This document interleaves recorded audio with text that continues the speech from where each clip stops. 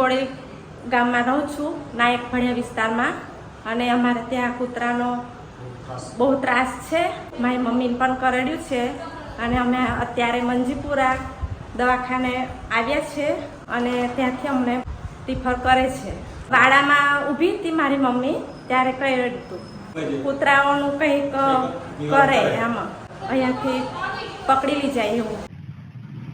આજે મીડિયાના માધ્યમથી બોડેલી ગામની અંદર જે હડકેલા કૂતરાનો જે આતંક થયો છે તે મીડિયાના માધ્યમથી અમને જાણવા મળ્યું છે અને એક છોકરીને તથા બીજા 6 લોકોને કૂતરાએ કરડ્યા છે.